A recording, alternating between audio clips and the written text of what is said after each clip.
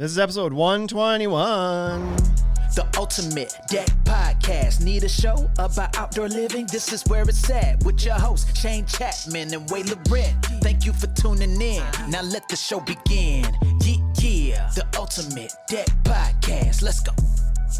Almost sounded depressed there. I'm not in my swing of things. It's not Friday. This is messing my whole day up. It's hump day. We're not supposed to have to do this shit today. Come on, Bryce. Sorry. What? What are you doing on Friday? It's so damn important that we couldn't do the podcast at the normal time. Oh, he's going to make him tell. Whoa. It's throwing off my whole week. Because when you hired me to be full-time here, I had other commitments. One of them being my daughter. What if we hadn't hired you? Would you have been available on Friday still? No, I would have changed it anyway. Oh, fine. Okay, well, we're back here. Wade, Shane, Bryce. Not actually that bummed about it. Just like the way I said that at the start sounded like I was, so I figured I had to play into it. And It's official. I'm here. whatever. It is official. I'm Bryce officially has joined part the of Ultimate team. Deck Shop. Yeah. This is the first one with the official Bryce there.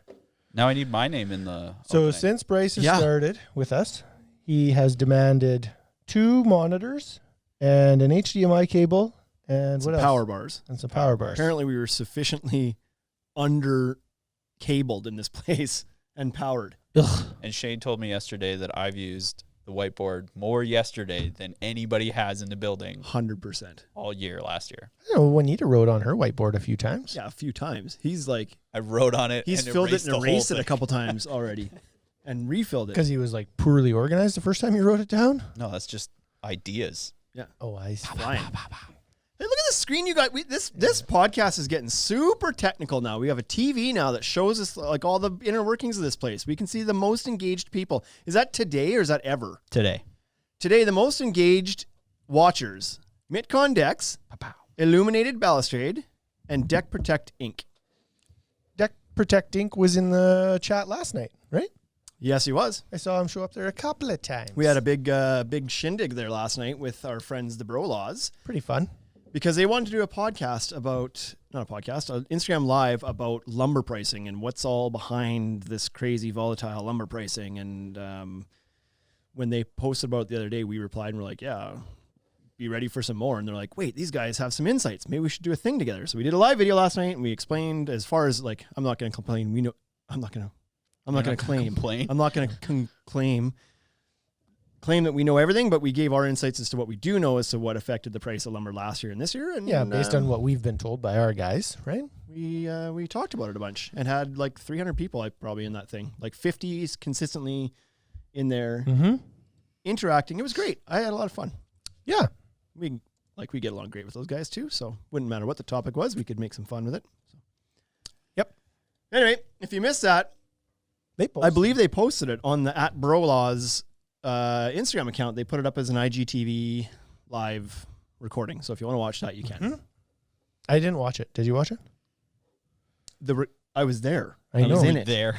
Listen, Did you watch it again? This is my argument for why I don't listen to our podcast the second time. I was there the first time we did it. That's true. Yeah. So no, I didn't. Well, I went back to see I guess it's a bit of a lie. I watched a little bit of it. I went back to see like how things are going. You know what I actually did? I went back to watch the start before we came in.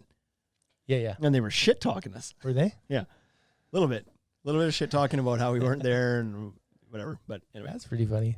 Yeah. Bryce, are you ready?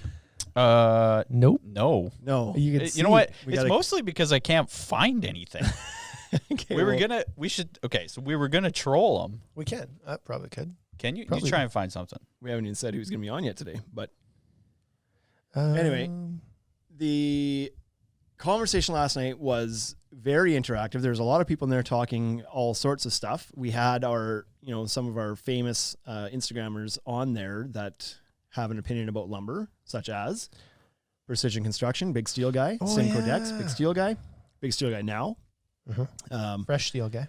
Had some pretty strong opinions from Marty from Roasted Right. From the guy who sells Had coffee. His opinion all like just smeared and injected all over the feed. You know what they say about opinions.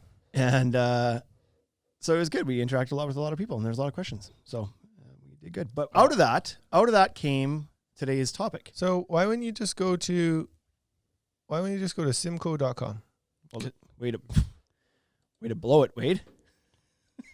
What? It doesn't matter. Like, your mic is still hot, right? They're going to know. Don't worry. They're not gonna, live. they won't know. Nobody tunes Not in gonna until know. the 10-minute mark anyways. Not gonna know. Our live just died. Bad internet today. So frustrating. Anyways, Call these people. So anyway, what came of this is that we decided we had a topic today that we pushed back last week because Steen Woodworking came by. Yeah, just Steen drop by. Popped by to do a podcast, and so we were going to delay our episode to this week. And then we thought, what the hell? There was such a big response on the whole lumber conversation last night that we thought, well, maybe we should dive into this lumber thing a little bit more. Yep. And so Simcoe Decks was on the live giving his 2 cents left, right, and center as well. Mm-hmm. And we thought, well, he's a guy who has recently made the switch to steel. We've had Scott Kelly on here before, who is the godfather of steel framing. Mm-hmm. Had a good 2-hour-long conversation with him. And so now we thought, well, let's continue this conversation, but with a guy who's the rookie in the steel game and just kind of getting into it, but has made the decision to kind of go full steel and not work with wood anymore. Yeah. So we said, hey, Mike, what you doing tomorrow? He's like, not much. You want to be on the podcast? Well, I'm always game. He says. Okay. I said, okay, well, we could do it tomorrow afternoon if you like. Well, you guys don't have a topic, he says. And I says, no, I got a topic because I had it from last week. It pushed. But if you'd like to, we could do the podcast tomorrow. I was like, you're probably not busy. Right? Probably. Because you're new in the game. Probably not busy. Because you've probably pissed off every lumber yard in your town. Nobody will sell you stuff anymore. Yep. This is a joke from These are all. This is a joke from last night's grind the lumberyards conversation he was getting into. Mm-hmm. So anyway, with that said, we bring in Mike back, and we thought, like, have I chewed up enough time here yet, Bryce? Like, good Lord. Yeah. I thought, just wait. like, I don't even know what I'm talking about anymore here. I know. You So we just thought, keep talking. in honor of Michael Scott from Simcoe Decks being in the podcast for at least this one episode, we would bring back the Simcoe News. One day only. So, Who's going to Bryce? read it? Bryce is going to read it. What do we got? Are you guys both looking up Simcoe News? Nope. I was checking the phone calls I missed.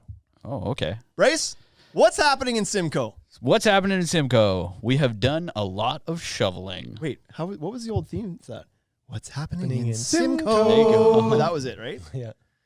So That was from the Brolas. the Aurelia couple gives back on the ice. Helen and Reed Ellis are heading out of their home at Villages of Lake Hawk Point towards the lake, armed with shovels and a gas-powered snowblower to help local retirees clean a large rectangular path of the Old Bay Brewery so you can go ice skating. Yay! How fun is that? So in Simcoe, they have the old people shovel the ice. Yeah. That's good. This is why. This is why we stopped doing This is why we stopped doing this. It keeps them healthy, you know? That's right. And then all the kids don't have to do any work. And we all know that millennials don't like doing work. So this works really well. The old people like working. That's right. You're gonna want to get that number dialed up real soon.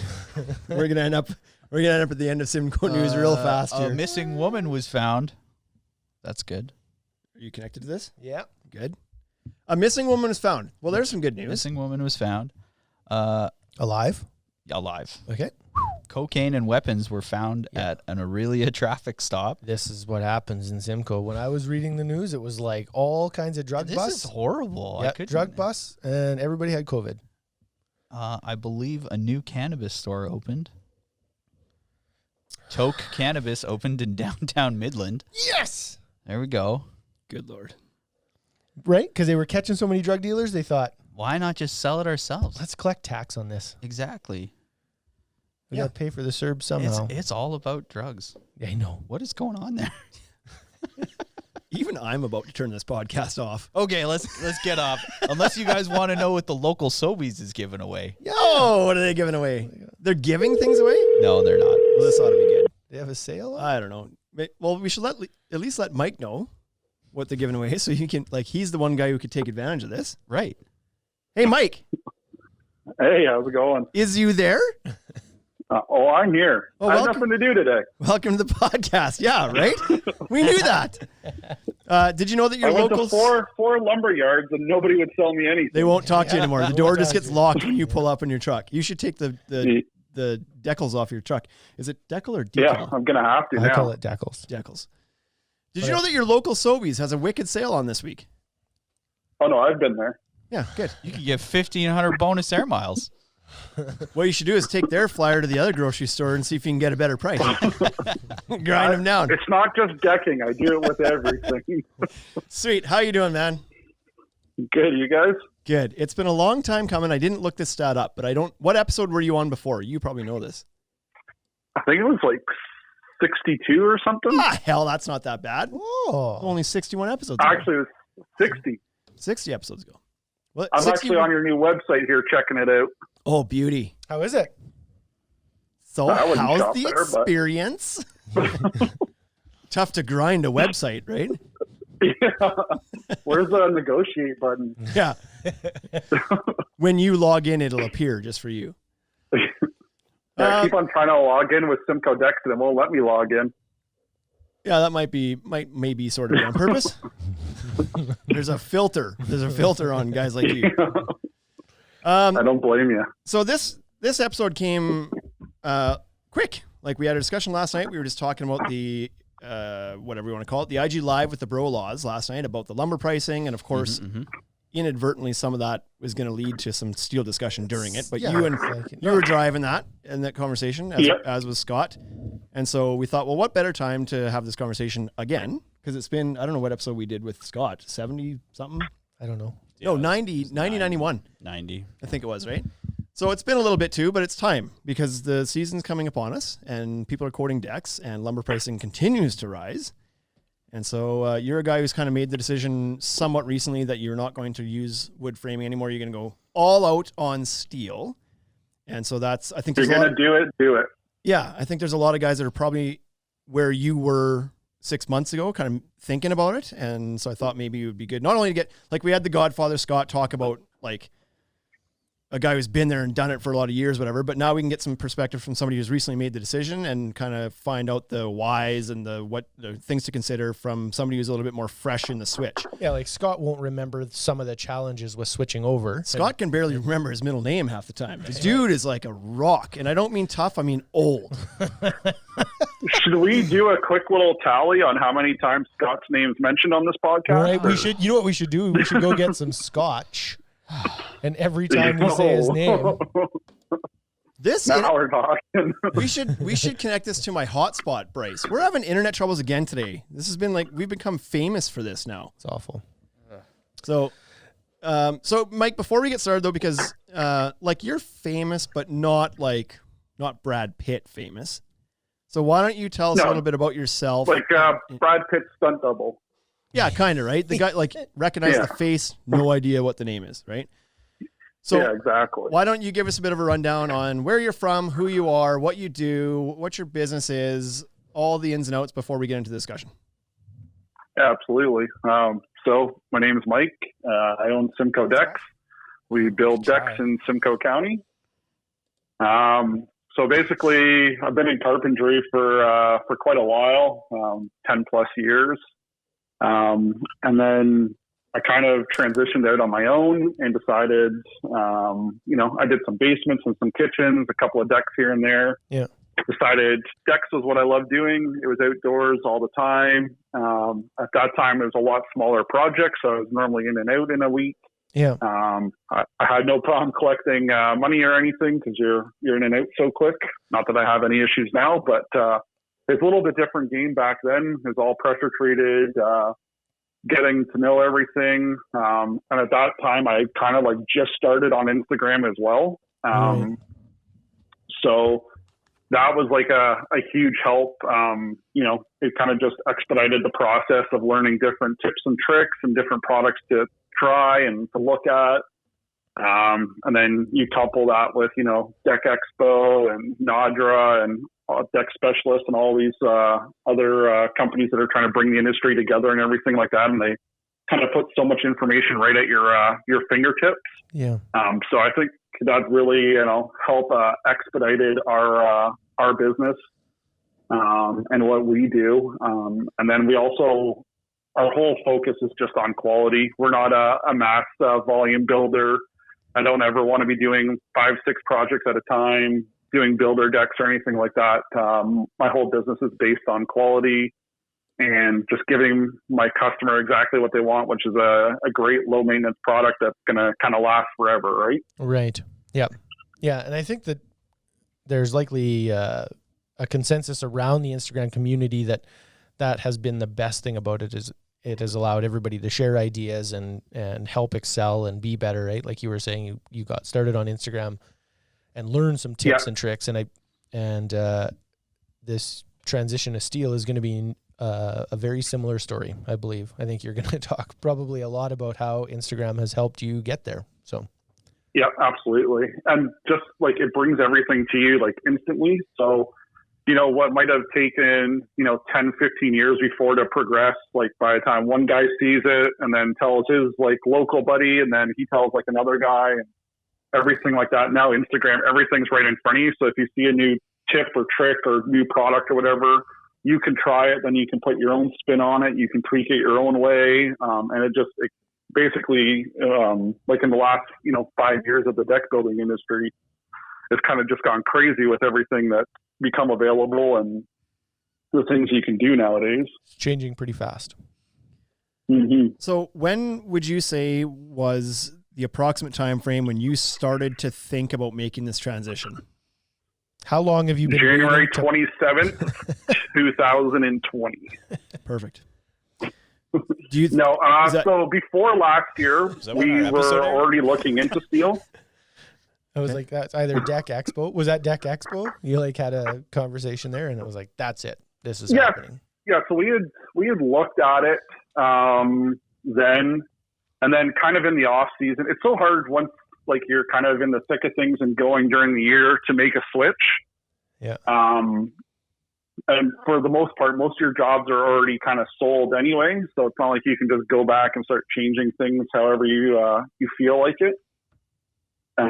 So last year, before the season started, we had seriously considered the steel. Basically, you had Trex and Fortress were the two well-knowns to everyone. Mm-hmm. They both kind of had their systems. They both had their pros and cons to each one. But as been mentioned many, many times, is the price difference between the two. Back at the beginning of last year, when you were still, 2 or 3 times the cost to go to a steel framing, even though it's not 2 or 3 times the cost of the whole project, it is still a big jump. And a lot of the times, the things that the customers can't see, they don't really care about, right?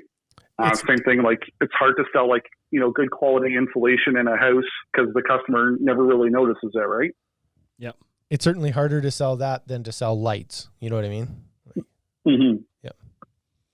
Okay. So now tell us a little bit about the history of that. Why was lumber not good enough good enough for your projects anymore? What were the kind of the barriers you were running into or the issues you were running into that made you even want to start considering the switch to steel? I think like for the most part is just you're putting these products that are coming with at that time 25, 30-year warranties that are now up to like 50-year warranties on top of a product that you can't even warranty the next day type of thing. So that for me was the biggest thing. Like the majority of your money is being spent on your decking and your railing and the accessories that go on it. And a small portion is being spent on your framing, but in all sense, if you don't have good solid framing and it's not going to last, then everything else doesn't really matter. Right. Right. So it felt kind of shitty. Like when you're putting up these structures and you're doing everything in your power to make them as good as you can, from planing down joists, crowning, grading your lumber, taping them. And they're going to last a lot longer than, what a lot of other guys are doing, potentially. But at the same time, it's not going to be there the life of what the composite board's going to be there for, right? Right. Yeah, that's right. What have you found to be, has there been any pushback from your customers when you tell them, and how do you have that conversation? Do you tell them pretty early in the process that, listen, I frame with steel, so you're going to get this? And if so, do you get much pushback from them saying like, is that necessary? Couldn't you save some bucks here? So I'm a pretty firm believer on don't give your customers a lot of options. I've been down that road where I basically carry a bin full of samples and like, oh, here's 5 different lines. here's 5 different companies that make it. You know, you have to explain each one. And I find the more options you give a customer, just the more confused they get. Yep. So we do, like before we even get started with any customers, like we do like a, you know, initial phone call, kind of get a little bit of their information, see what they want, see if they'll be a good fit. And we also produce a deck buying guide, which is about a 30-page document that just shows the different products that we use and why we use them, why they hold up, like the warranties and everything that are associated with them. So I find that really helps. We personally never really have any pushback for like why you're using steel opposed to wood framing. The odd time we'll get asked the question, you know, can you give us a price for steel framing? Can you give us a price for wood framing? And we just simply say the costs are pretty comparable these days, but unfortunately we don't offer any wood framing, so I can't give you a price on that. Right. Interesting. Okay. Do you find in the people you're talking to, are they getting quotes from elsewhere? And does that ever come up where it's like, well, the other guy's using wood? Do you find that the steel option that you're giving, that the steel you're using is an advantage against the other guys, even if it's maybe a little bit more money? Or do you find some customers are saying, I'm probably going to go with the other guy because I don't value the premium that steel is as much as you're telling me I should? So for the most part, if we're being shopped around, chances are it's probably not a good fit for us, like client-wise. Yeah. Oh, the irony of that statement. Weird. They come to me with 10 different deck quotes and say, hey, beat this. Yeah. But you don't, like, do you find that, like, it sounds like you do a pretty good job of kind of educating the customer first, and like my guess is that maybe by the time they get through your deck buying guide and talk to you, they're questioning the other guys, not you. Exactly. And that was one of the things that stood out for me pretty early on in my business. So our second year in business, we were quoting a pretty large job. Well, it was large at that time, and it was about $50,000 job. And I had great communication with the clients and everything like that. There was a huge comfort level. But one of the things that came up with them was that the other guy's quotes and everything were a little more detailed than mine. So I made it a point to kind of go revisit our quote process and how we kind of handle client intake. And the more value that you can give them up front, the more their value they're going to see in you, right? That's right. Yep. Provide value early. Yep. Okay, I want to dive into go ahead. So like even like our deck buying guide, is the document cost us like $500 to put together, but at the same time, we probably send it out to 500, potential clients a year type of thing. And that right away can easily do like a lot of our weeding out as well. Because if they're seeing, they're using steel framing, they're using composite, it's, aluminum railing, frameless glass or whatever.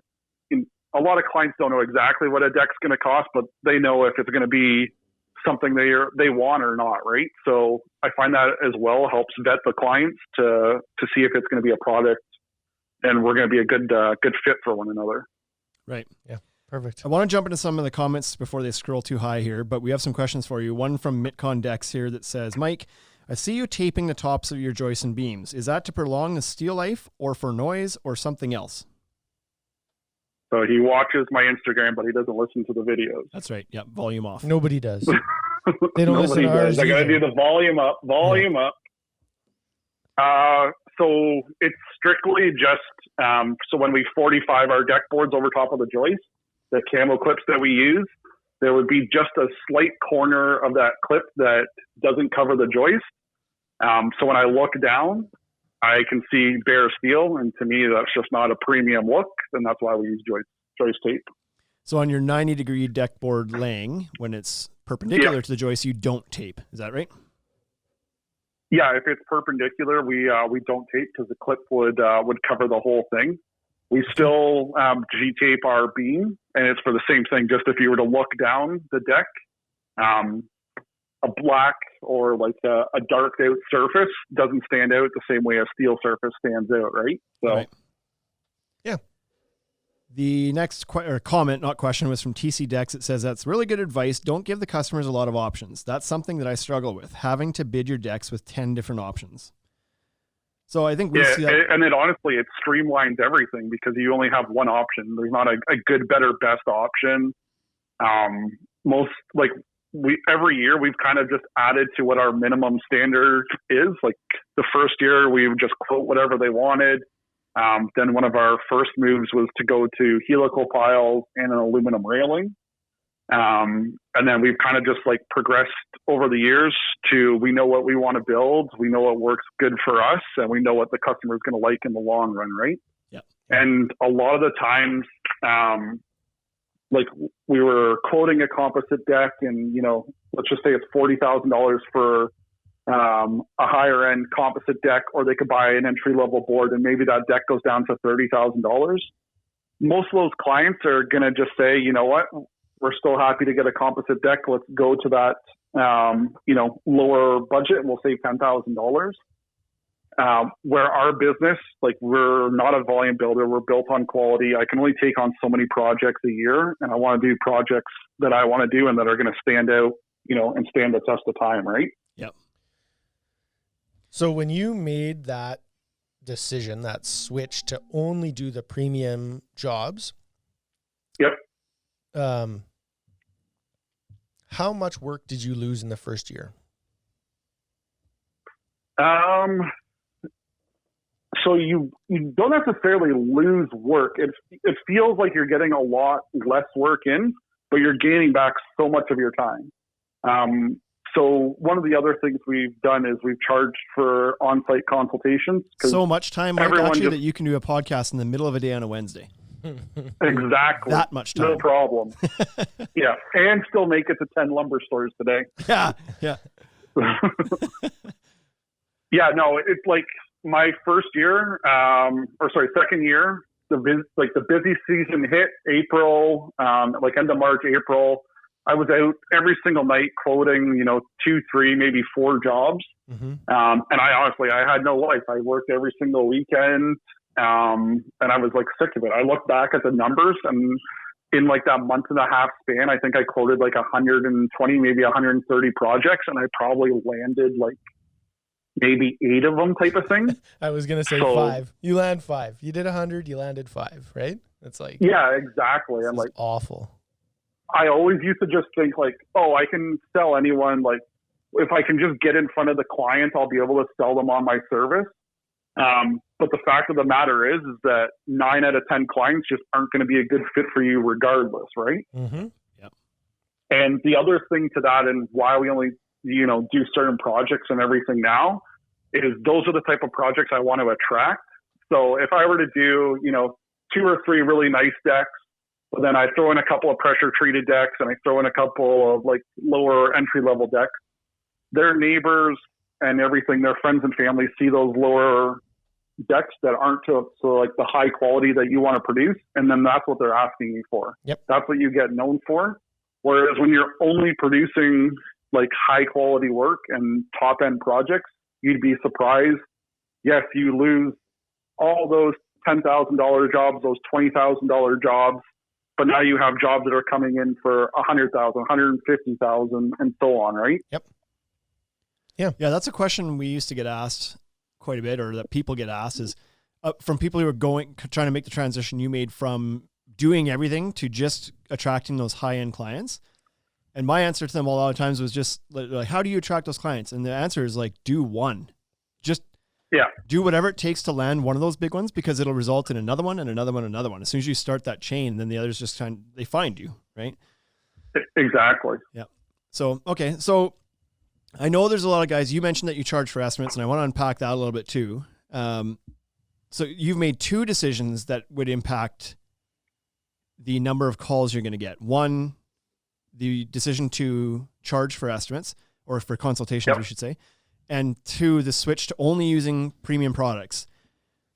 Yep. There's a lot of guys who would love to do what you just did. They think about it all the time, and the fear of the phone not ringing as much stops them from doing it. So enjoy other things. Yeah. Just do when it. your phone's not ringing. Right. So Yeah. You kind of got into it a little bit already, but talk some guys. Pretend you're talking to a couple guys who are like, I really want to do it, but I can't. My market doesn't allow me to charge. Give us the real lowdown here. Yeah, sell it to those guys. Yeah. So first off, if you're in my area, continue doing what you're doing. You guys are doing great. Keep waiting for the lumber. You honestly, you have to set yourself apart, right? And I'm literally the only one, to my knowledge, in my area that charges for estimates. Every other deck builder around here, they'll go out, they'll chase leads all day long. They'll do free estimates. I'm the only one that, in my area, like I said, that I know of that charges for them. And it really just sets the tone right off the bat that you're a serious professional. You take pride in what you do. You provide value in a service. And if they can't see that, right off the hop, then chances are they're probably wasting your time anyways, whether they know it or not. Yeah. And so I think part of that too is that you don't just decide one day, I'm going to start charging more and using better products and charging for estimates without improving yourself too, right? Like some of these guys, you're going to have to eat a couple of projects, unfortunately. Do a couple extra details, throw in a couple of things. You know what? Like throw in some lights or something like that. Go a little above and beyond, and you'd be surprised how much those dollars are going to come back and just help you and catapult you further along, right? Yeah, and I mean more from this perspective, like you're going to have to invest in yourself a little bit too. Like you just said, you created a guide. It cost you $500 to do, but you've got this guide now. Like you might have to look at if you want to be the high-end guy, you're going to have to start acting like a high-end guy a little bit too, right? You can't just quote a bunch of jobs by showing up with a tape measure and be like, yeah, it's going to be a couple grand. And then think that tomorrow you show up and be like, it's going to be 28 grand. Like you have to deliver a little bit more too and give yourself a more professional appearance. I think you've been like from the day I met you, you've been really good at doing that, like digging beyond surface level stuff and knowing your numbers and crunching stuff down and having the right marketing materials and everything. So I guess for those guys, go ahead. If you were quoting against, let's just say you're quoting against three other guys, those guys both, they just show up. They don't really ask any questions beforehand. They show up with a couple of different samples. Yeah, we'll get you a quote in a couple of days, and they give you a quote a week later that says, yeah, you're $28,000 and we're going to build you a composite deck, right? Whereas I'll give them plenty of information to go off of before I've even stepped foot on their property. So they're already more educated. They can see some of the different products that we use. They can see different projects that we've done already. They know what our clients have said about us in the past and everything. We're just setting the tone for when we get there. And most of the time, like to be honest with you, most of the time I don't even need to go to a site to close on a deal.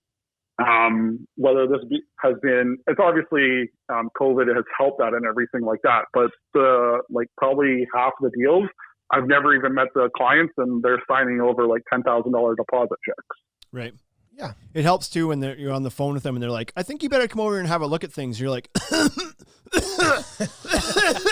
yeah, sounds good. I'll be there right there.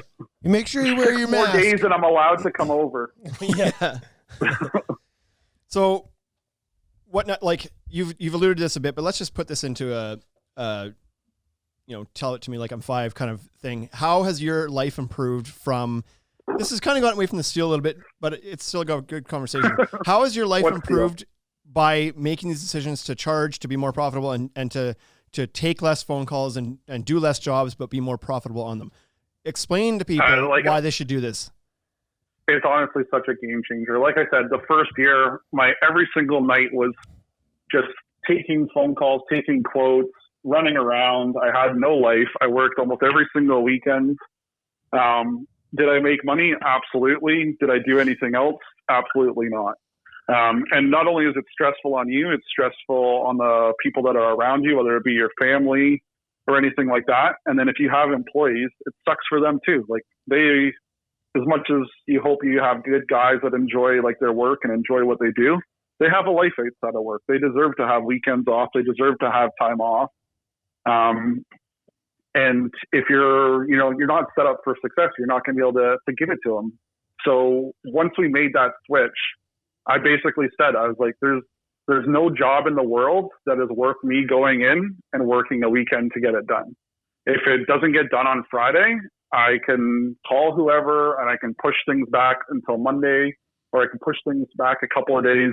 There's no job in this world that is so important that it has to be done this weekend. Right. Yeah. Now, how many guys do you have working for you right now on the tools? I have one guy. And was he like a carpenter before, or just a helper, or? Yep. So my first year I had one helper, and it worked out pretty good. I paid him a lot less than I pay my carpenter. But I had to babysit everything that he did, right? Yeah. So I decided last year, my plan was to hire a carpenter and then maybe like a junior carpenter and a laborer or something. COVID hit, pushed everything back, and I was like, I just want to run lean. I don't want to have any extra headaches. I'll have one other guy, a good carpenter that I can trust. And if I have to leave to go do something else or whatever, I know he's perfectly fine there working by himself. I literally pay him just over double what I paid my laborer before, but it's worth every penny of it, right? Right. Mm-hmm. So last year, kind of back to the point of, your quality of life and everything like that, I worked way harder in my second year and made less money than I made last year, and I worked way less. Right. Perfect. So what was behind my question there with the carpenter? He was presumably a wood guy before. I don't know if he was a deck builder or a framer or what he did. He was a carpenter. He had a bit of experience with decks. He'd worked, he'd subbed a little bit for the Deck Store, which is another kind of higher end company, more based in like the city and stuff like that around here. He tried doing his own thing for a little bit, and just the hassles and headaches of running his own business just wasn't for him.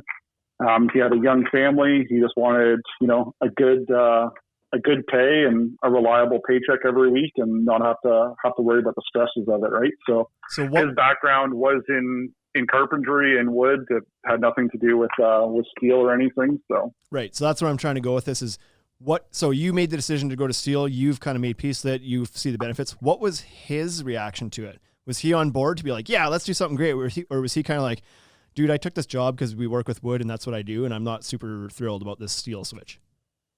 Yeah. So our job site, like, we get a lot of work done. We produce a lot of high quality work, but it's a pretty laid back. I'm open to suggestions. I want to, think about things differently. Just because we've done it 10 times and it's worked those 10 times doesn't mean there isn't a better way to do something or a different way to approach it. Mm-hmm. So all our jobs are kind of, built off of that. And like, let's just take a couple of minutes and explore some different options. Maybe if we tried things this way or tried things that way. I have enough buffers built into our projects and everything like that I can afford myself that luxury. But he's extremely supportive. That was the whole reason why he wanted to come work for me, because he could see the work that we were producing, the quality that we were producing, and that's kind of what attracted him to that job. And part of that is, being creative and coming out with different ideas, right? It's not just producing the same project every single time. So he was completely on board when we mentioned steel. My guess is that that's not going to be the case for everybody that's considering the switch. I'm guessing there's going to be a lot of guys who are employing some carpenters who have worked with wood for 25 years. They're not going to be super enthused about switching to steel. Even though you haven't had to not negotiate this, but you haven't had to manage this transition for your guy because he was on board. What would you say for people who think they might run into that? How would you kind of manage that transition and get guys comfortable with the idea of moving to a product that they're not familiar with? So this might not be the answer that everyone wants to hear, but make the switch more for your clients than you're making it for yourself. Right. It's going to be uncomfortable at first. It's definitely, steel is a whole different animal than wood decking. It's got some of the same principles, but almost everything is different in that aspect.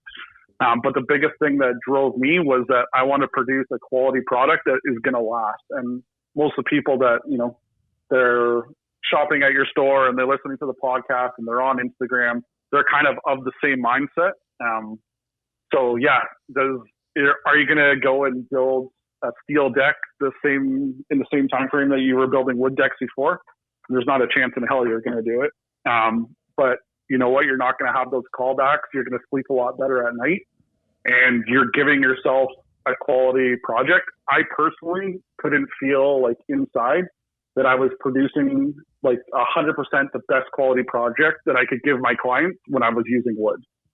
And that like drove me insane. Did you, when you made the switch to steel, did you change your install pricing to account for the fact that it was going to be a little bit slower for you? Are you charging more to do steel now? Or are you looking at this as, once I get used to this, I'll probably be as fast, if not faster with steel. So I'm just going to keep my install the same. How does that work? Because guys are probably wondering that. Do I need to charge more because I'm going to be slower? How did you approach that? So it kind of goes back to the same, what I said before, is that sometimes you have to do a little bit extra in order to make things down the road easier, right? Yep. So we had increases in pressure treated prices last year. At that time, they were pretty close to what a steel price was. But at the same time, I knew that installing steel, which was something I never really worked with before, was going to take longer. And I was perfectly fine with, instead of being on a project for 1 week, maybe it took me 2 weeks to get that project done. And I wasn't going to be as profitable, but at the same time, I was still pretty comfortable with the prices and everything that I had given, that I had enough buffer in there that like I was going to be fine type of thing. Right. So I was perfectly fine biting the bullet and, taking longer on projects to, once again, like evaluate everything that goes into that project. Is there a way that I could do this different? And every single steel frame that I've done so far, I've switched up like one component or one aspect of it up on every single deck. Not one of those decks has been framed the exact same way. So we're constantly learning and evolving. Things change, but for me, the number one most important thing was that I was producing the best product that was possible for my client. How many jobs have you done now in steel framing? We've probably done close to 10 now. Okay. And do you feel like there was a point after a certain number of decks that you then felt like your efficiency was increasing, or that you became as efficient as you were with wood? Like, did it take 3 jobs, 4 jobs, or was it just kind of like a long, everlasting transition kind of thing? Yeah. So like the first one, it took a while, but it was also a pretty complicated deck. For anyone that follows my Instagram or anything like that, it was the double X pattern. Right. That went through the upper and lower deck. So was that a good first deck to start on steel framing? Probably not, but it was also for a good friend of mine. So I was pretty comfortable with trying different things and learning on the site and not being judged on it. Yep. And from that, like I took things to the next job. Like on the second deck, I was like, okay, this is going to be a breeze. I already got a couple of different things figured out for this. I'll slap it right up. And then you get like 90% of it done. And then like what you thought was going to work better didn't necessarily work better, or didn't work out. So then you kind of have to reevaluate when you get to that point. I would say that now I can, depending on the deck, I can probably produce it in a similar speed to what I can produce wood in. Right. Maybe slightly longer to do steel. But I would say it's pretty close now. Okay. For like square box decks or whatever, it's the easiest thing to throw up. Like depending on the systems you're using, you can order everything like pre-cut, pre-marked, and it's literally like just a matter of throwing some fasteners in it. Okay, so tell me a little bit about how you ended up with the system that you're using. And I don't know if you've committed fully to this and only this, but you obviously did some research with, I'm assuming you looked at Fortress Evolutions, you're using Bailey TrueDeck system. Why did you end up with Bailey? Was it completely price driven? Because one of the things that you're doing is taping the top of your joist, whereas Fortress is already black. You wouldn't have to do that. So what was the driver to go down the path with Bailey as opposed to Fortress or some of the other options? So when looking into both those options, they kind of both of them did a good job on giving you like a 90% deck product, but it was really just in the details that neither company really explained. So I know, Shane, you and I had this conversation back when we didn't even know how you were fastening rails to a steel frame, and we had to like go and read through like an entire Fortress manual, and even at that, it was a little bit blurry at the end of things, right? So, and in every single like install manual and every video you see online, they're just laying down straight deck boards with no picture frame.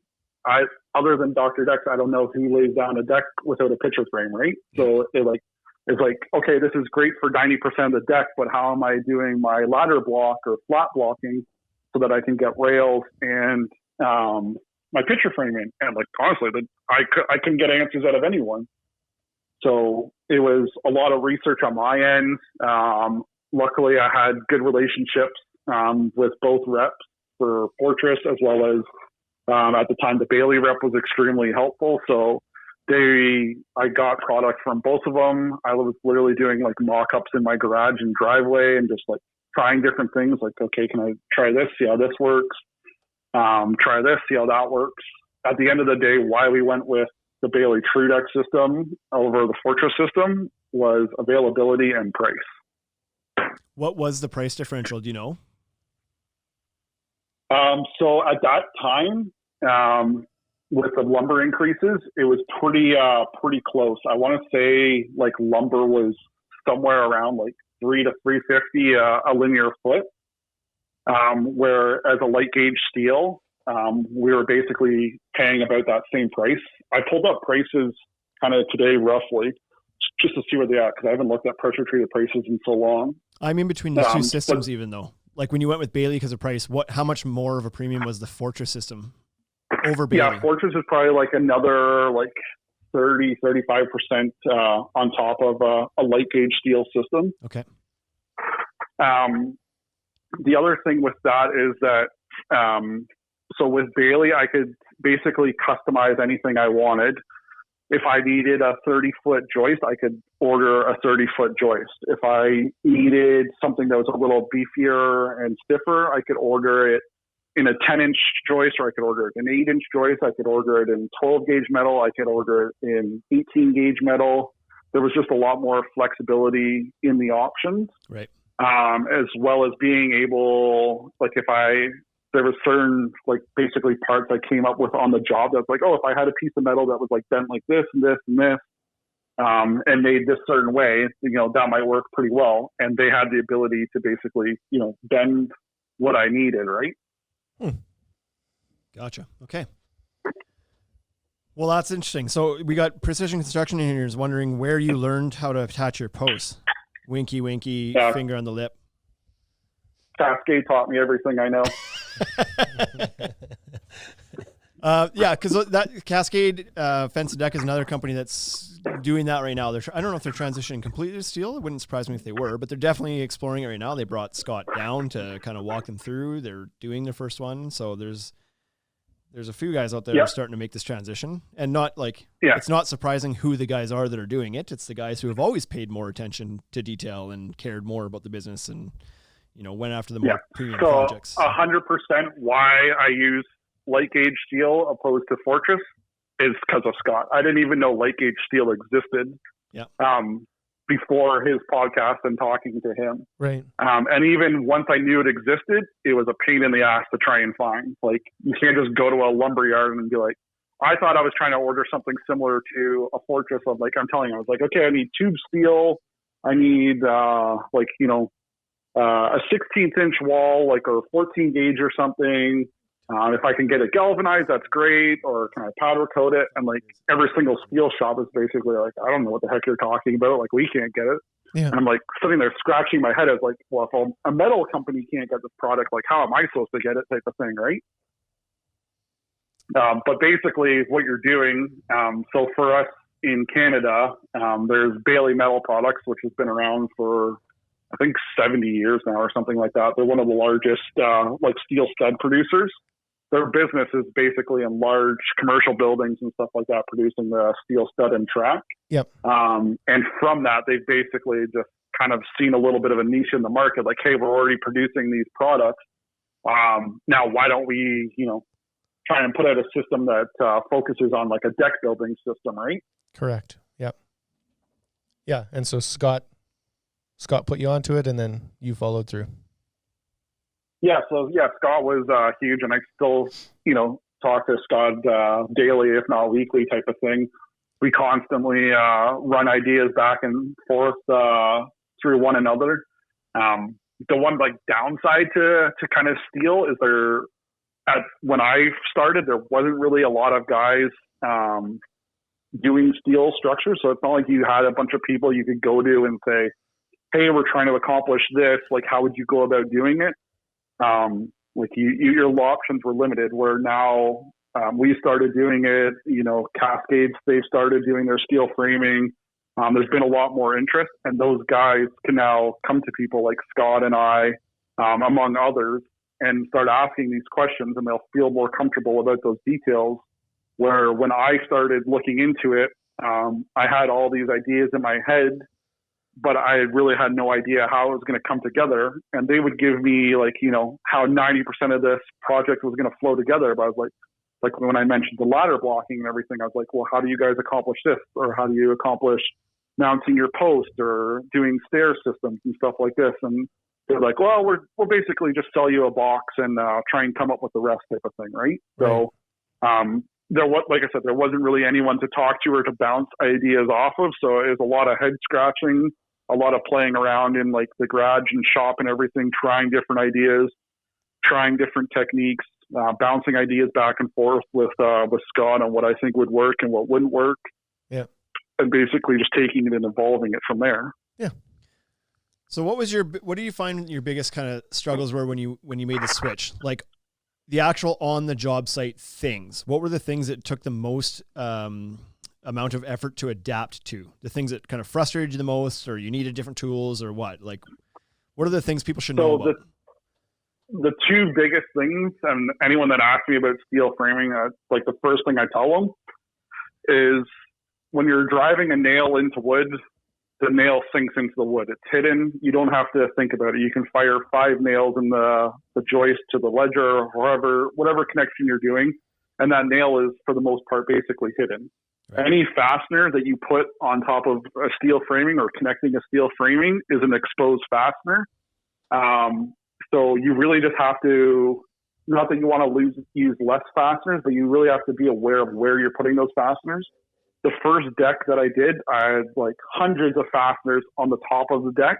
Yep. So I had to go back after, and like every single deck board that I install, I have to basically go in, take a Forstner bit and like grind out those areas so that the deck board sits flat on the deck, right? Right. Yep. So we're like everything that we do, and that's part of like when you're installing, just take 5 minutes, take a step back, look at what you're doing and think of different ways you can do things. So now we're basically at a point where I don't think on the one that we're working on right now, I'm pretty sure there was maybe 1 or 2 fasteners that were mounted to the top portion of the deck, and everything else was kind of hidden below. So those are definitely the 2 things that take the longest. Is it takes longer to attach, and it takes longer to kind of, I would say, cut things as well. So you find you're a lot more selective in where you're putting your fasteners, how many fasteners you're putting in because of that? Because you know it, like every fastener leads to another, like leads to more time when you go to put on your finishing materials. More methodical. Yeah, exactly. So a perfect example, and 100% this is all credit to Scott. Does anyone know what the tally we're at now for Scott mentioned? No. It's well over 50. Contractually, we have to hit 55. 55. I don't know where we're at, but. So the original proposal in the Bailey system is you're basically taking a joist and you're putting like a 90-degree bracket on the end, whether it be like an L70 or whatever like that. So you're basically 4 screws from the bracket into your midspan blocking, and then you're another 4 screws into your joist material, and that's on each side, right? So your 16 screws that went into that one little section, where Scott came up with the idea of basically flipping a joist around so that it's vertical, and then you don't have to add a bracket to it because you can just screw through the top and the bottom of that joist. So you just took 16 screws and you just brought it down to 4 screws, which it may not sound like a lot, but in the overall scheme of things, like that is absolutely huge, right? Yep. Yeah. And so one of our posts that we did the other day was our joist spacing, right? And we said we have 9 5/8 joist spacing and 11 5/8 joist spacing. And everyone's like, okay, that's kind of odd. Like, why don't you have, 10 or 12 or 16 inch, like a standard dimension joist spacing?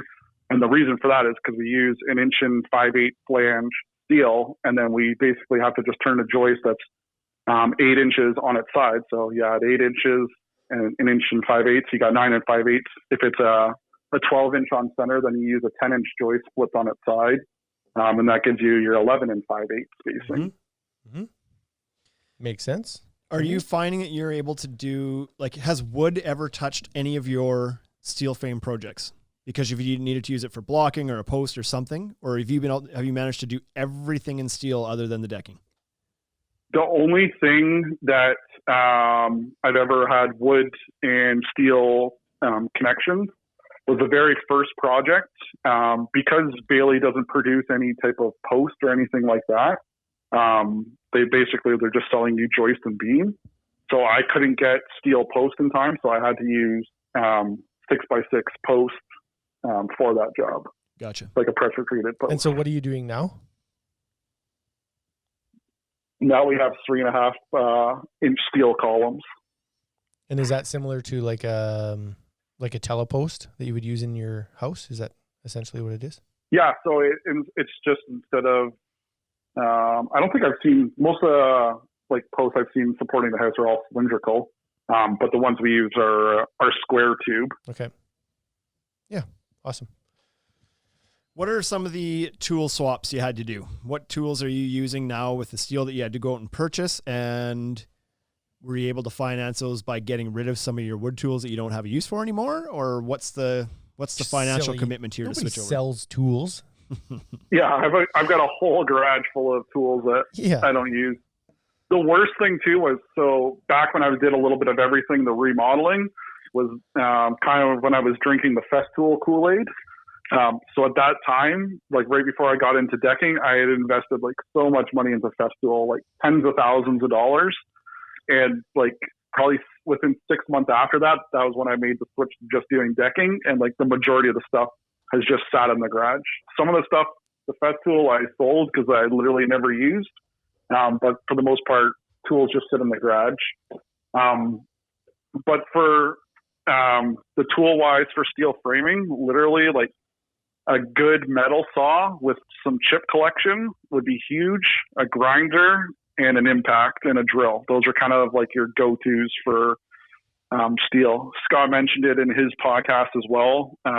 Like the amount of tools that you use is bare bones compared to what you used before.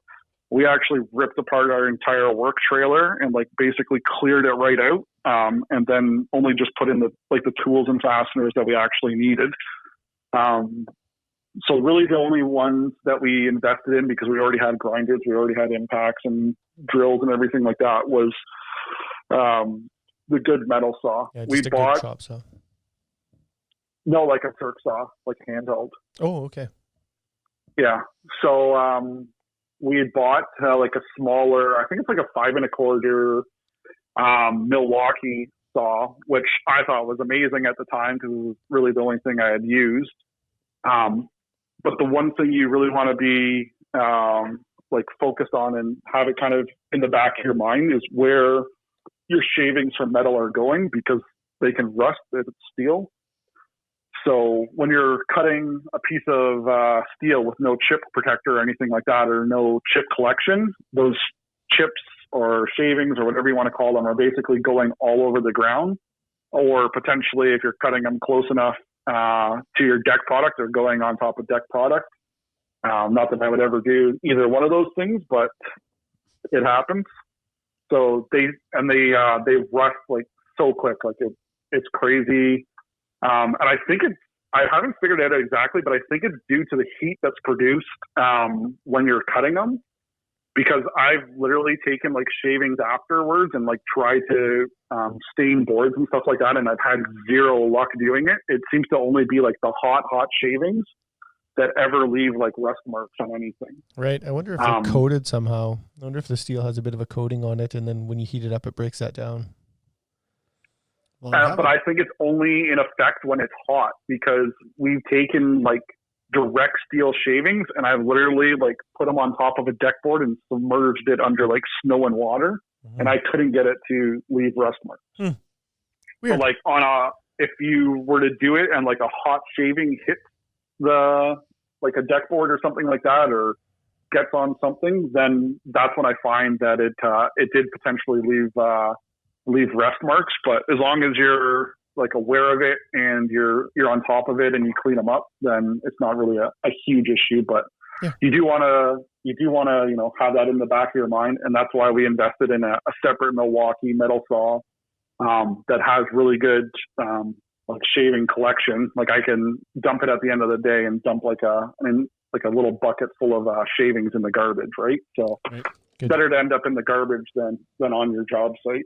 What's for the guys that are thinking about doing this, what's the cost of one of those saws? I want to say Canadian. I think the kit was, I want to say like either $700 or $800. Okay. That's not crazy. No, I've spent way more money on your fest dumber tool. things. So. Your fest tool Yeah, setup. the fest tool, right? So, the other thing was I was pretty heavily invested into the DeWalt platform, and then switching to steel. I would say Milwaukee has a way better kind of steel lineup. Right. So we have invested, some money into their tools. They had a couple of sales on and everything like that, and I really don't need an excuse to buy tools anyway. So I wonder if that's because they work with the trades. Like Milwaukee is typically known for working with plumbers and electricians a little bit more, right? And, so they do a lot more steel work than construction guys would typically. So what do you? Like I find it's more of a well balanced. Like they do tools that are specialty for trade, or specialty for like plumbers, specialty for electricians. Whereas like DeWalt, they have a lot of great tools and everything like that, but it's kind of more of like a general carpentry style tool, right? Yeah. What do you treat your cuts with then to avoid the actual usable steel from rusting, like your end cuts or notch cuts or whatever you're doing? Yeah. So we try and overkill everything. So we do spray our cuts with basically it's galvanize on site. Every cut we make, we ship it to the factory. We have it hot sit galvanized, cauldron and then send it back. Yeah. So no, we do spray paint a galvanized treatment on the back. That being said, I've also exposed cuts, and like I've tried to make it rust on the exposed ends, and I personally haven't had any luck with it. Has Bailey or even Fortress, when you were having the conversation, told you what to expect as far as longevity of the coatings, of the galvanization or the spray coating? Have they said like you may see rust appear after 20 years or anything around that? Yeah. So obviously Fortress, they have a warranty that's associated with their product. I believe it's 25 years. I personally haven't read all the fine print in that to know exactly what it covers. It kind of back to the same thing. We've used some Fortress steel framing as well. And if you're leaving, shavings around and you're not, cleaning up after yourself and everything like that, they can rust out a little bit, and it'll tell you in every single video that you watch or like literature that you're reading, like make sure you're vacuuming up your shavings and basically spraying your exposed ends. Yeah. So on that point, Bailey doesn't have a traditional warranty on their product because Bailey's not. Yeah. Oh, sorry.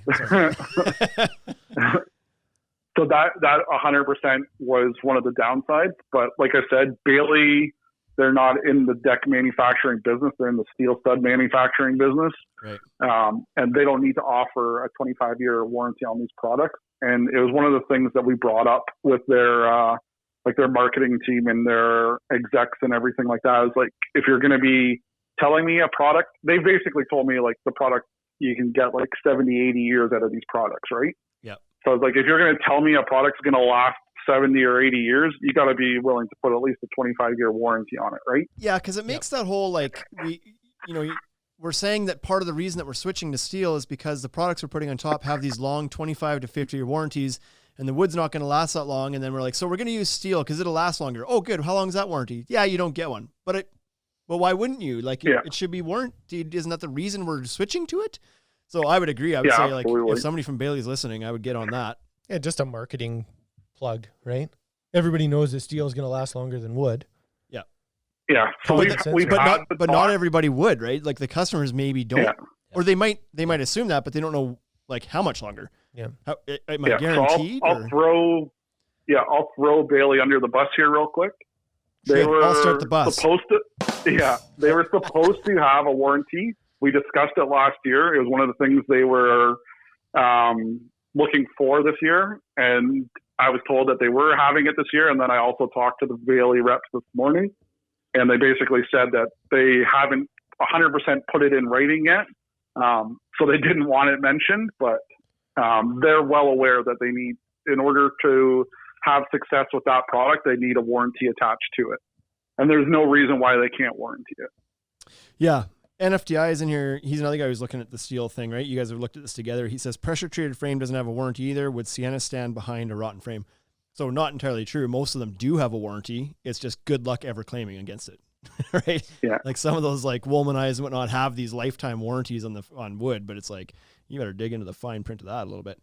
Yeah. But I think that's like the expectation is that, or that what people think is that wood doesn't have the warranty. And the reason we're saying switch to steel is because of the warranty thing on the boards that go on top. So I think, like, logically it should. I feel like Fortress is probably a little bit further ahead in the product life cycle, and that's probably why they've gotten those details ironed out. I know that we've done some quoting with systems, and I've reached out to both to get them to quote things. And Bailey, for us, even was kind of like, they straight up told me they weren't really there yet to be doing these kind of like mass quoting, and I don't even know what distribution looks like out west for them, but Fortress has it already ironed out. I can get quotes like today with Fortress, and Bailey's a little bit further behind, it seems, both in marketing and even figuring out all the product details maybe. So, yeah, exactly. And part of that was when Bailey first introduced it, they literally just, like I said, they were giving you a square box, and they're not deck builders. They never thought about picture framings. They never thought about attaching rails. They never thought about stair details or anything like that.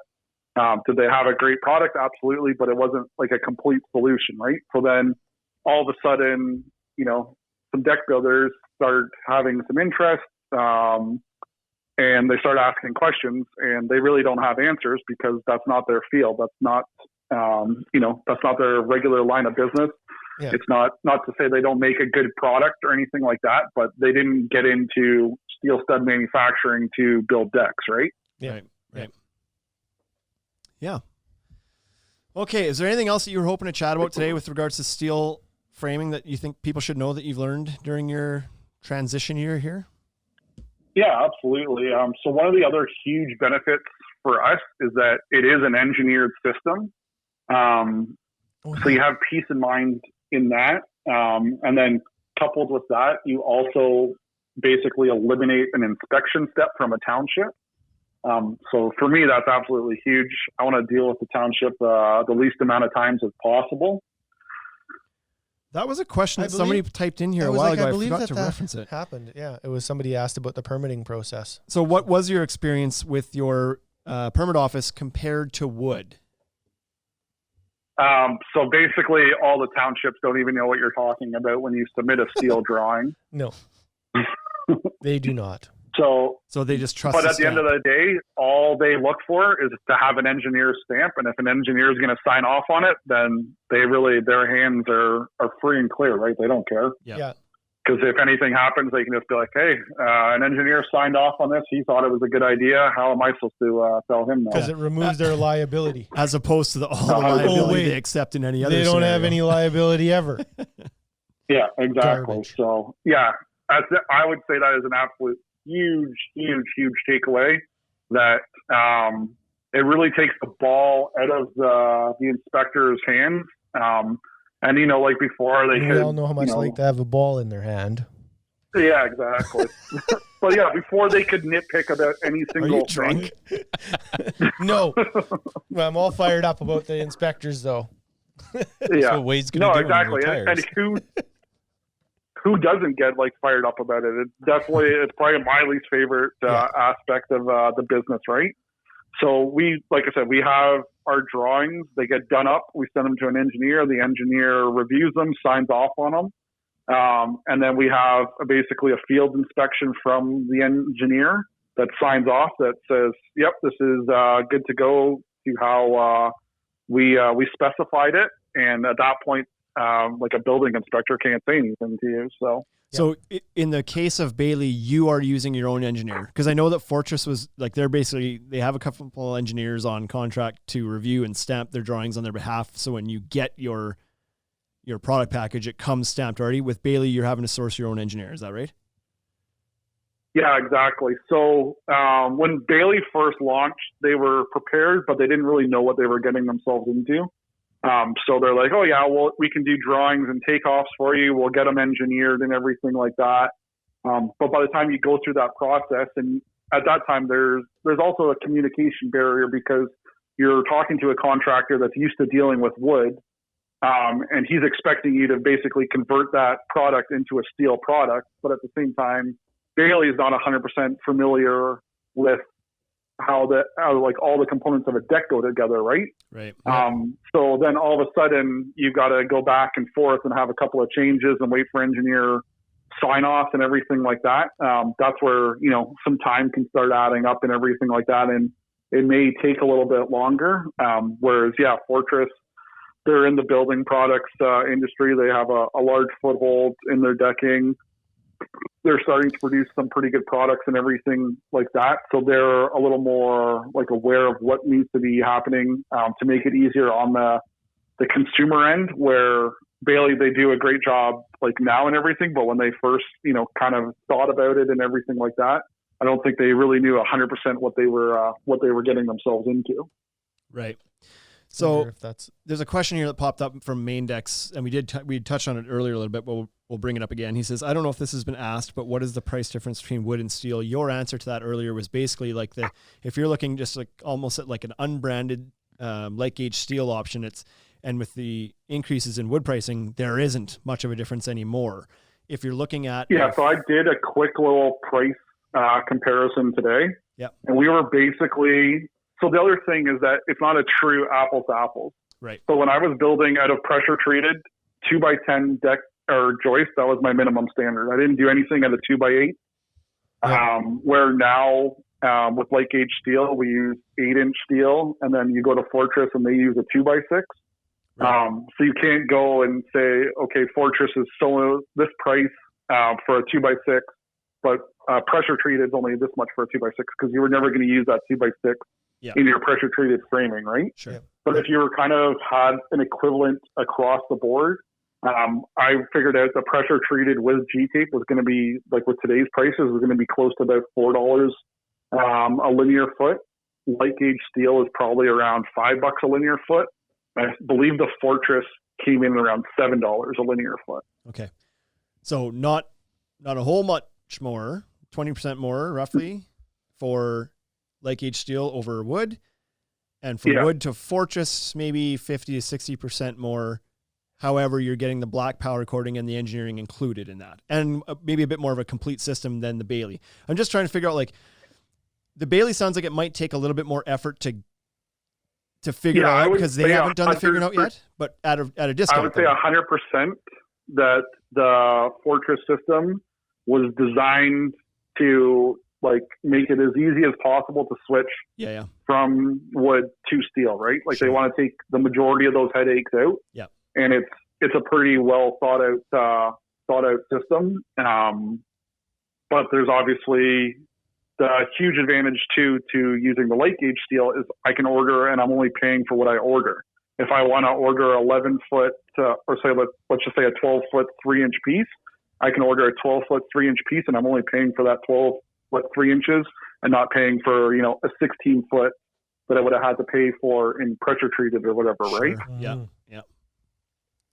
Okay. Are the Bailey engineering stamps, is that site specific, Mike?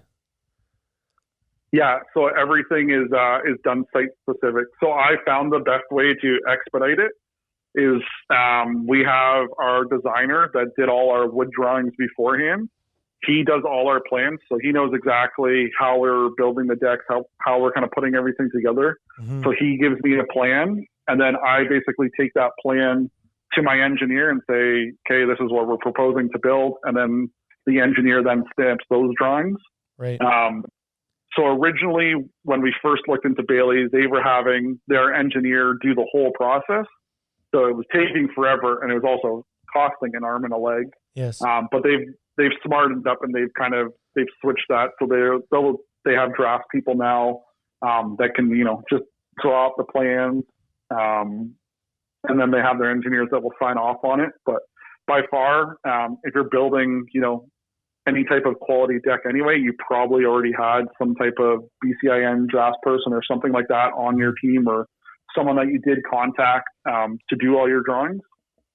What have you found lead times to be like with steel when you're doing, because it's not stocked at every lumberyard like wood would be.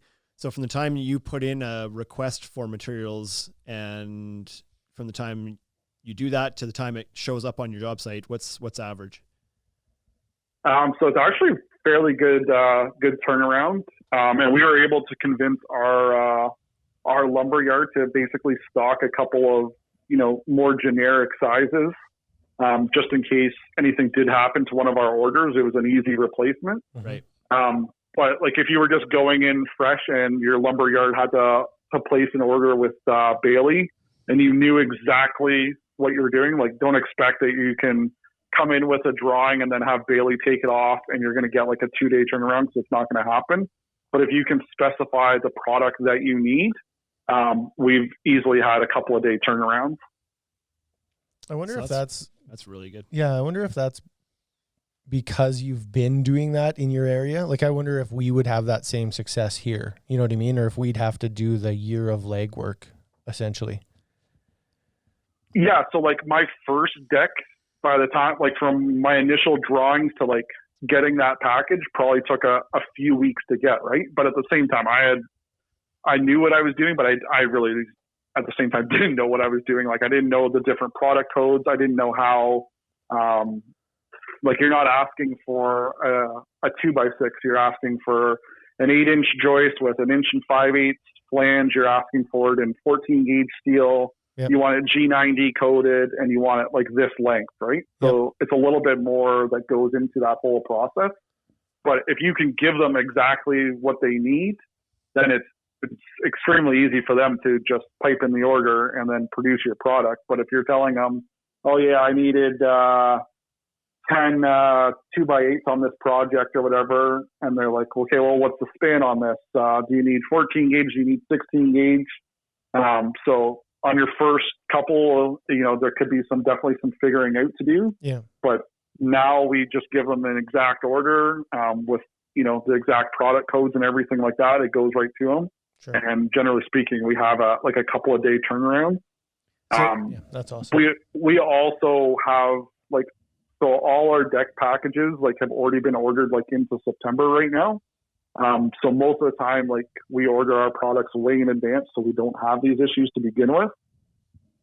So it sounds like you are quite involved in the takeoff for this right now. You're not just sending in a drawing and relying on them to. Yeah, I don't ask them for any takeoff. Okay.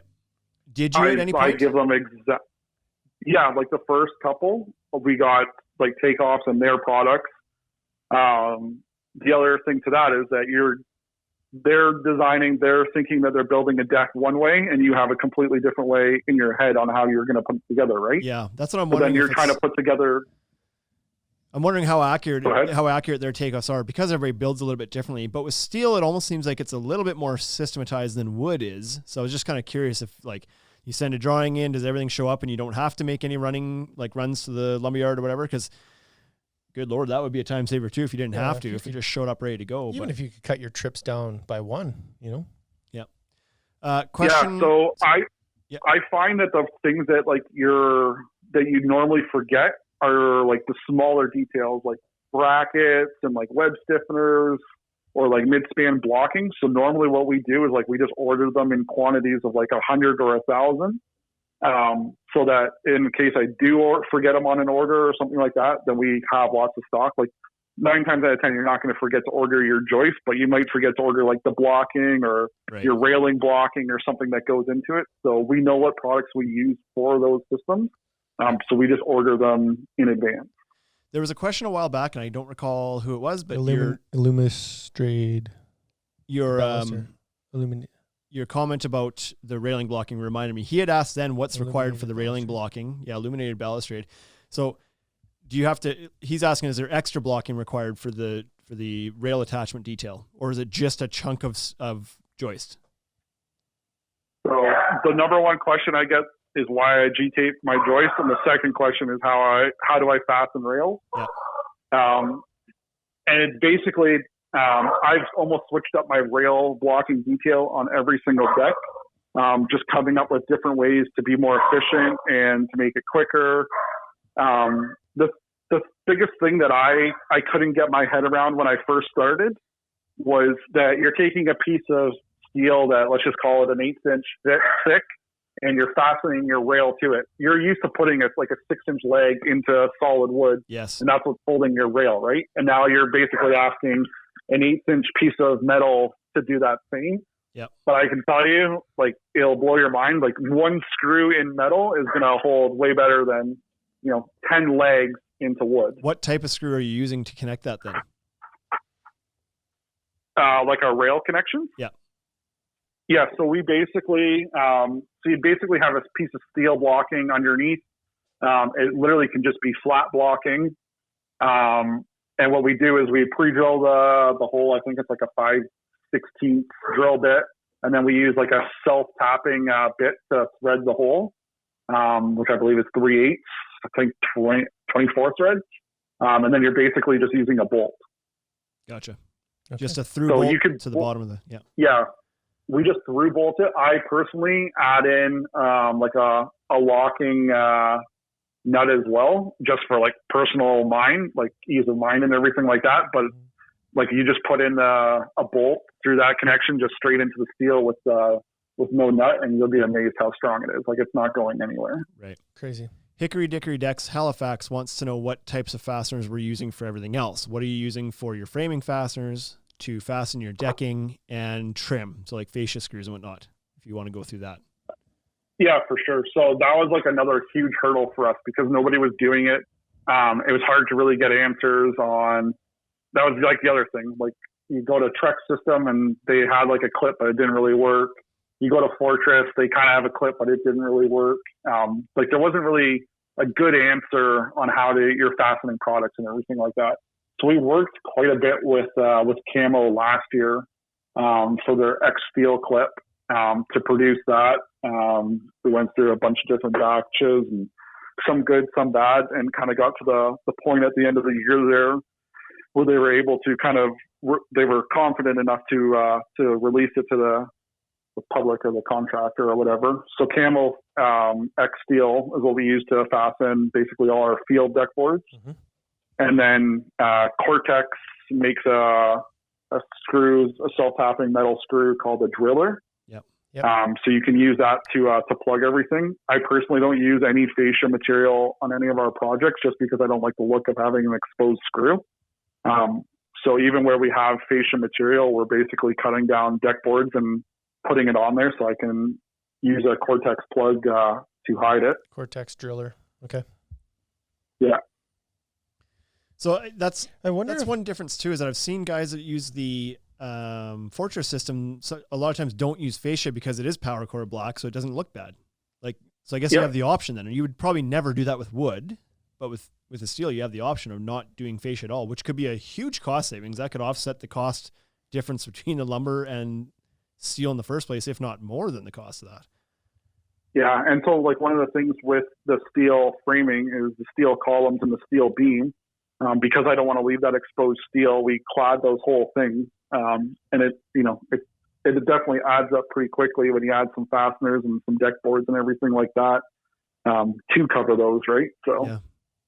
Do you don't build this way, so maybe you don't know, but there's always a concern about people that do the fascia flush with the top of the decking as opposed to leaving a nosing, about water getting in between the rim board and the fascia and the freeze thaw cycle.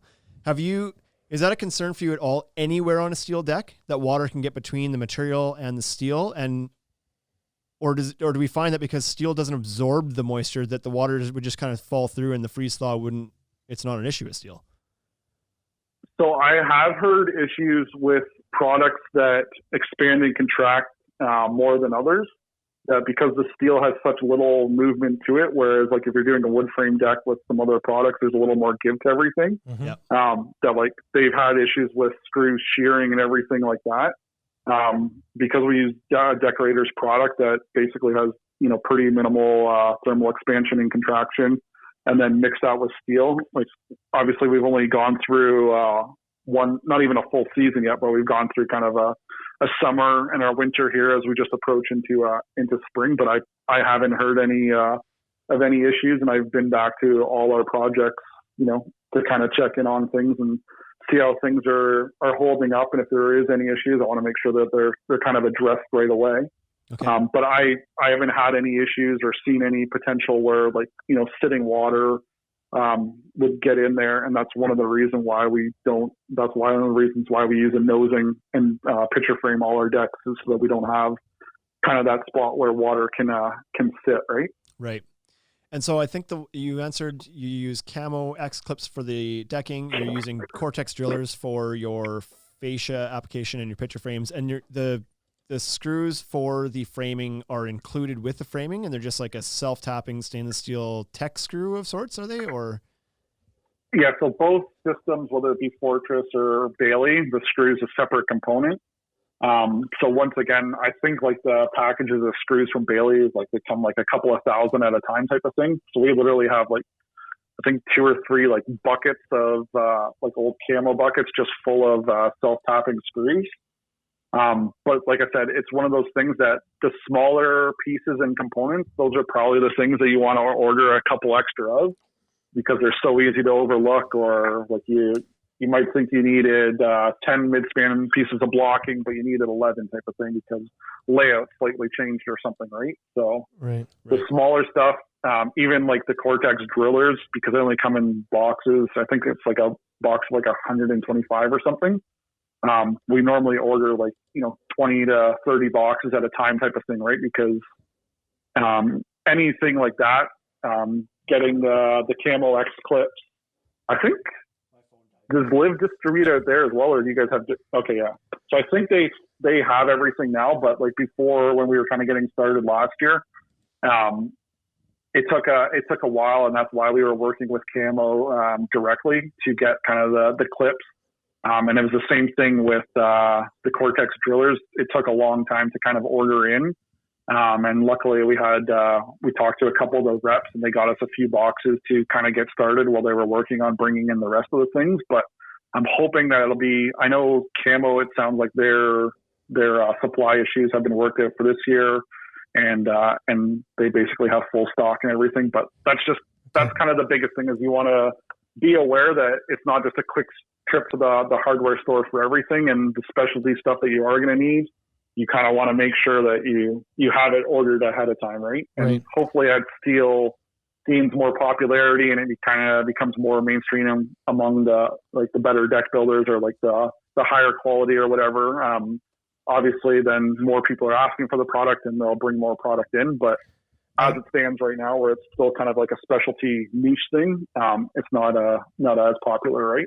Right. I know that last year we brought in some of those Cortex drillers because there was a commercial project where they'd fasten decking onto they used it as cladding on the outside of the building, and it was a bunch of steel that was on there. And so I know that we had to bring that stuff in, and it was hard to track down. I had to get the Fasten Master rep involved, and then we did end up finding it, and it took us 5 or 6 weeks to get it, and it was certainly frustrating. But it was then one of those things that I talked to our distributor about and said, is this something that you guys can stock at your level? We don't have to have, I don't need hundreds of boxes of these things, but if you had 10, just to cut down on the lead time for us, that would help quite a bit. And they talk like they might start to add that. So Yeah. The other thing that we ran into with that as well is that Cortex basically had a couple of generations of the drillers.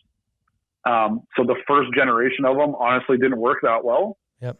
The new ones are amazing. So when we ordered like our first batch of them, I think we ordered like 20 boxes. And of those 20 boxes, I think like 17 or something were like the old style ones. Right. And nobody there even knew, right? Like it was the exact same packaging, everything like that. And it wasn't until we actually like opened up the box and looked at the screw that we saw that it was like the old style. And then we had to basically wait to get all the new packages back in as well. Gotcha. Yeah. Excellent. So you feel like now that you've kind of like it took a bit of effort, it sounds like, to get started, to get a dealer on board, to get a distributor on board, to get the manufacturer on board. Took some effort, but it sounds like now you've kind of got yourself to a point where there's a good system in place. You can get product in a good amount of time. If you're missing something, you've kind of got that figured out. The fasteners are easier to get now.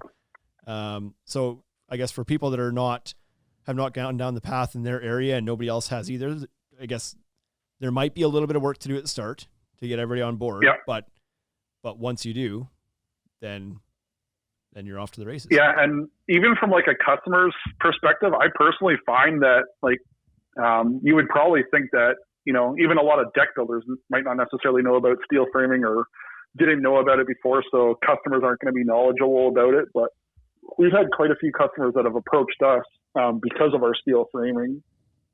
Or when, you tell them about it and you tell them the benefits to steel framing and everything like that, they're completely on board. Like they're investing in you and they're putting their trust with you that you're giving them their best, possible product kind of within their budget or their price range.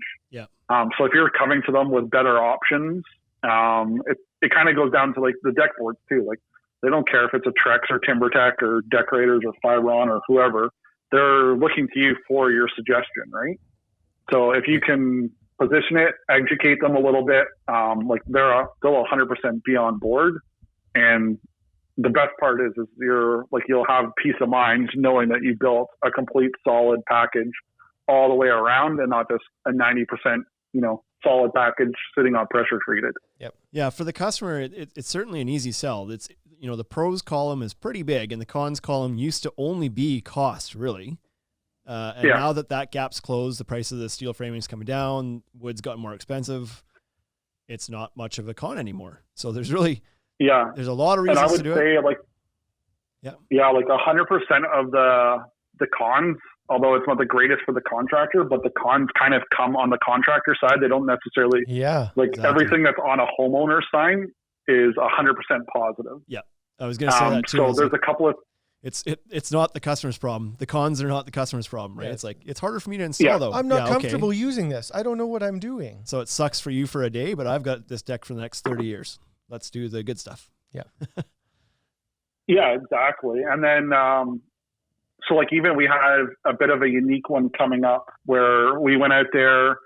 The customer originally just wanted just to resurface their deck in composite. And then we kind of told them, it doesn't always make sense to resurface. Like you kind of already used your lifespan of your framing. Why would you put a 30, 50 year product on top of, a 20-year product that's already used half of its life? So then we gave them the options of everything. Then they preferred the look of the Fortress steel framing. They weren't 100% sold on the composite look. They like the feel of wood, and they basically said like we're not in the wood market, nothing that we do, and we kind of reached like a happy middle ground. So they're going like a Fortress steel framing with a Thermaray ash product on top, and then I think we're doing cable rail as well on that. Right. But I told the customer 100% straight up, I was like, I personally haven't used the Thermaray product. I'll look into it 100%. I'm going to do everything in my power to make sure that, you're getting an amazing product. I'm going to test the product out myself. I'll probably, build a little mock-up at my place, see exactly how it goes together. but the customer has the confidence in you that you're giving them, the best quality product. And even if guys are looking at making the switch to steel and they don't have any pictures of steel decks that they've done, or they can't explain the whole process or whatever, like, just be upfront and honest with your customer. Just say, like, hey, like, we're doing this for you. We want to offer you a better product. This is the way to go. We want to build, a solid everything, not just your decking and your railing. So steel is the way to go. We've talked to, a bunch of different guys. We've done different research. We're pretty confident in our ability to deliver, and we're not going to leave you hanging on it. So, and I honestly think customers would be excited that you're providing them a better option over pressure treated framing. And then secondly, that you're being honest with them, and they know that you're not just doing it to install it, you're actually looking after it, and you're going to, do some research and look into different options, right? Yeah. Right. Yeah. Hickory Dickory Decks asked a question you've answered here already, but just so that they get the answer here, they're wondering why you still use G-tape in the steel. He's mentioned that, and then they knew the answer, because we're trying to hide the color of the Bailey steel, the galvanization, on 45-degree installs, angled installs. And the beam. Yeah, exactly. And the beam. Yep. You're doing the beam as well? Yeah, we do the beam as well. Yeah.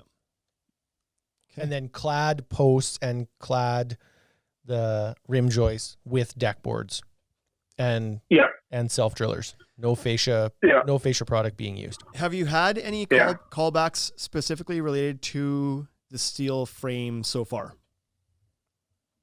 Well, everything's so new. It's like within a year, but I've literally been back on every single job site that we've completed. I have 2 of them in my neighborhood, that were done in steel framing. So I'm constantly going back. I'm going back to other projects and seeing how things are holding up.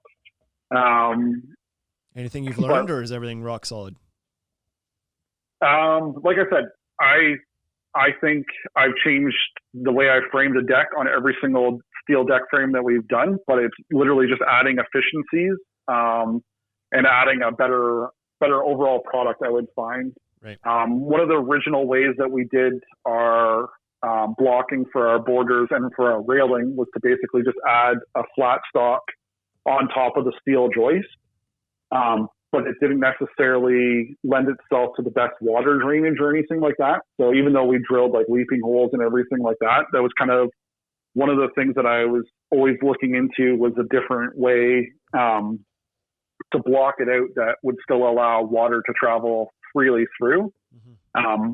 And so the last couple we've done ladder blocking on, but like I said, every single, even wood decks or any type of decking, like I always say, my best deck I built was the last deck I built, right? Every single product that you're producing, you should be learning and progressing on, right? Yep, for sure. Yep. Okay. Well, every time we talk about steel, we manage to run this thing like long one again. Deathly long again. Yep.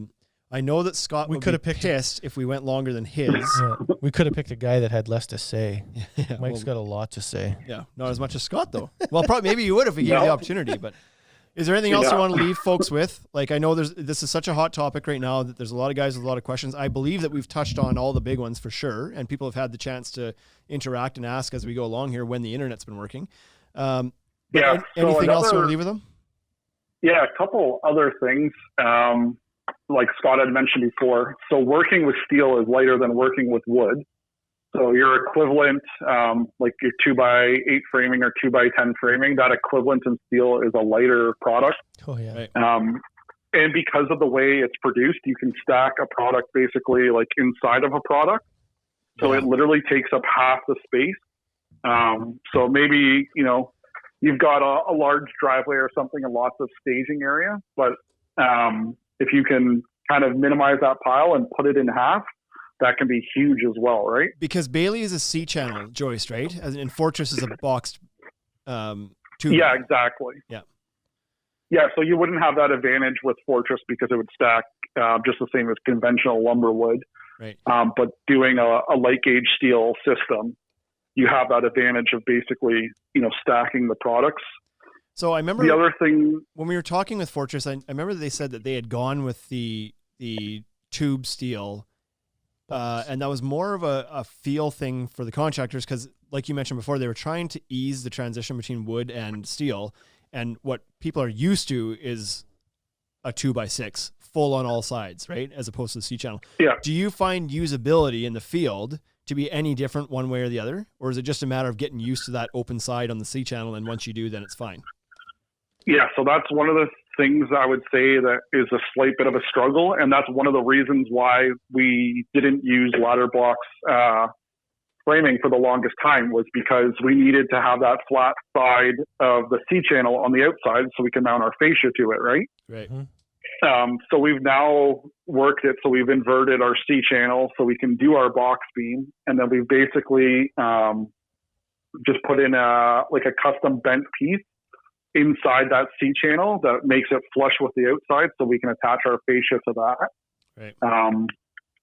But yeah, that's definitely, it's kind of one of the trickier points is basically dealing with that C-channel and having an open flange on one side, because you can't just, straight put a piece to a piece. If it's like a flat piece onto a C-channel, it's not going to go together, right? So Right. It just takes a little bit more thought putting it together and how you're gonna do things. But Is there an advantage in the end, with the C-channel? The joist to beam connection with a tube steel is you need a bracket there.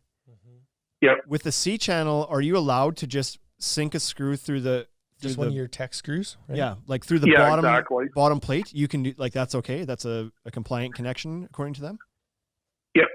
Perfect. So that's an advantage because that'd be less screws than a bracket, right? yes. And then so the other thing to that too is that everyone raves about like how flat a steel deck surface is, right? Mhm. But if you start adding in brackets and stuff like that, you're adding elevation changes to that flat surface, right? That you'd either need to accommodate for, taking out some of the back of the deck board to get it to sit flat or whatever. Yep. And that's one of the things that we've kept on changing our design, because originally our ledger was it's called a track, and the joist fits inside the track, right? But because the track fits over top of the joist, you've then got that 1/16 lip, which is probably isn't an issue to almost anyone, and no customer would ever notice it or say anything. But it's like just one of those things in the back of my mind that it drove me crazy. Right. So we had to rudder out the backside so it would sit perfectly flush. So that's one of the things that we've changed now on the most recent build, so that we basically reversed the joist, and then we mount our joist directly into that joist so that it's perfectly flush all the way along the top. Right. But it's, like I said, the biggest thing is nobody's really done it other than Scott. So it's so hard to, yes, he's got many great ideas, but there's still so much room to grow and improve with that product. And without people doing it and trying it, you're never going to know, right? So Yep. I'm sure 20 years ago, nobody picture framed a deck, and then all of a sudden one person does it, and it's like, oh shit, that's what a difference that makes, right? Yeah, So for sure. the more people that get on board with it, the more people that get comfortable with it, it's only going to get easier and easier for everyone. Yeah. And as more and more guys get on the bandwagon of doing it, there's going to be more brains putting ideas together with how to work with it and make it work for everybody, right? So the community will grow and we'll all benefit from it. And Yep. I think that's fantastic. Yeah, exactly. And Yep. so even when Scott and I talk, we do things a lot of the similar ways, but then I'll mention, one thing that I've tried, and then people are like, okay, well, that makes a little bit of sense, but what happens if you tweaked it this little bit more, and then what was sort of a half decent idea just turned into a really good idea, right? Sure. Yeah. But without having those people to collaborate with and everything, and a different set of eyes to look at it, it's hard to progress really quickly. Exactly. Yep. Well, Mike, this has been fantastic. I don't want to take much more of your time. We've had you for an hour and 45 minutes here now. I thank you for being so willing to share your knowledge as well. Obviously, that first podcast we did with Scott about steel framing and all the options was one of our most listened to ones. So there's definitely an audience trying to learn about this stuff. He was a ridiculous wealth of knowledge and kind of started to open up the conversation, which which really started to drive an industry-wide conversation, at least with the people that are on social media to be part of it. It's really kicked something off. I think having this conversation now, like that whole conversation started from the Facebook groups too. Yeah. And you were asking about, different deck topics and stuff like that. And the steel was like one of the things I was interested in. So at that point I'd already been picking Scott's brain for quite a while, but I was like, maybe it's a good idea to get him on the podcast, and then you can kind of just get the whole thing going. And instead of asking a couple of different questions here or there, and you don't always know the exact things to ask, he can kind of just spill the beans for 3 hours, right? Yeah, exactly. So I know that in the feedback we've gotten, we know that helped a lot of people and answer a lot of questions. There's a lot of interest, and I know that this episode will also do that. So thank you so much for giving us your time. And go ahead. Yep. Yeah. So and obviously the Instagram's huge. We've already had every time we post a steel deck picture or whatever, it's our most engaged topic. Yep. There's always a million questions. People are always interested in about it. So they can continue reaching out to myself or anyone else that's, kind of doing it. Obviously Cascade Fence and Deck, they've started getting into it. They had Scott out to their project, to try and limit that learning curve for them. And it was funny because that exact same day we had a local, deck builder here that came to our site to see how we were doing because they were interested in steel framing as well. And, you might as well learn from my mistakes and save yourself some headaches. And who knows, you might be after 10 decks, you'll probably be a lot further along than I am. Right. So there's certainly guys out there that are willing to share this information. So if anybody is looking to bounce some ideas off or learn a little bit and it wasn't covered in this podcast, feel free to reach out to Mike on Instagram at Simcoe Decks. And like I said, Scott Kelly is always willing to share his knowledge as well at Precision Construction, both on Instagram. You guys both post quite a bit. So even if you don't ask questions, you can learn just from sitting back and watching. But they're both open to helping everybody with questions figuring out. I know the guys at Cascade, as they start to learn some things with steel as well, will also be willing to share. They'll share for sure. 3 great guys or 3 great crews, I should say, that are willing to share their mistakes and their learnings with everybody out there that is thinking about getting into the steel game. And the reason this is so topical right now is because it's primed and ready for it. With the cost and the quality of lumber that's out there right now and the price gap closing, this conversation is a pretty easy one to have. So thanks, Mike, for giving us your time today. We appreciate you sharing your knowledge and your time. And until next week, everybody, take it easy. We'll be back next week with 122 because that's what happens after 121. Take it easy. Hey, thank you for listening to the Ultimate Deck Podcast. Now you know what we're about. Check the site, come and shop. UltimateDeckShop.com. Hit us right away for sponsorships, or tell us if you want to collaborate. Let's go. Check us out on any social networks. Thank you for listening.